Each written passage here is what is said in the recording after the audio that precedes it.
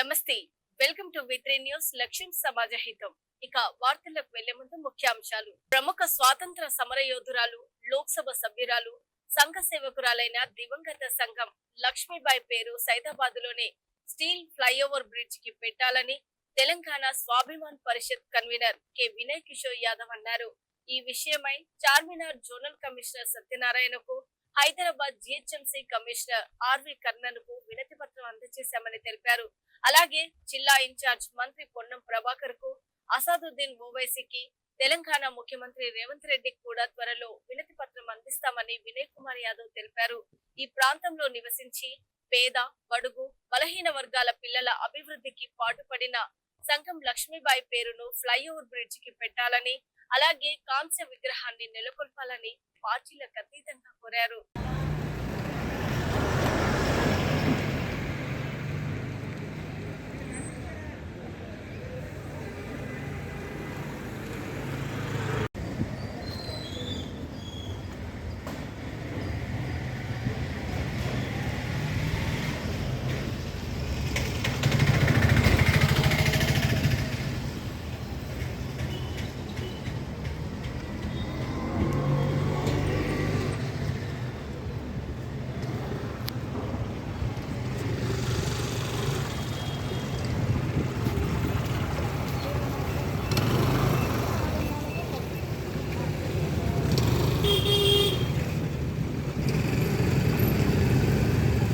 నమస్కారం.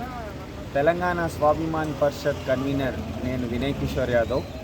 మీకు తెలియజేసేది ఏంటంటే, సైదాబాద్లోని మలక్పేట్ ఫైర్ స్టేషన్ నుండి మొదలుకొని సంతోష్ నగర్ వరకు నిర్మాణంలో ఉన్న స్టీల్ ఫ్లైఓవర్ బ్రిడ్జికి, త్వరలో పూర్తి కానున్న స్టీల్ ఫ్లైఓవర్ బ్రిడ్జికి స్వాతంత్ర సమర యోధురాలు, లోక్సభ సభ్యురాలు, మాజీ రాష్ట్ర ఉప విద్యాశాఖ మంత్రిగా విశేష సేవలు అందించిన స్వర్గీయ సంఘం లక్ష్మీబాయి పేరు పెట్టాలని తెలంగాణ స్వాభిమాన్ పరిషత్ కోరుకుంటుంది. దీనికి సంబంధించి greater Hyderabad municipal commissioner Kannan గారిని, అదేవిధంగా మన ఈ ప్రాంత జోనల్ కమిషనర్ సత్యనారాయణ గారు కలిసి వినతి పత్రం ఇవ్వడం జరిగింది. ఇంకా జిల్లా ఇన్ఛార్జ్ మంత్రి పొన్నం ప్రభాకర్ గారికి, రాష్ట్ర ముఖ్యమంత్రి వర్యులు, అదేవిధంగా స్థానిక లోకసభ సభ్యులైన అసదుద్దీన్ ఓవైసీ గారికి కూడా వినతి పత్రం ఇవ్వాలని అనుకున్నాం.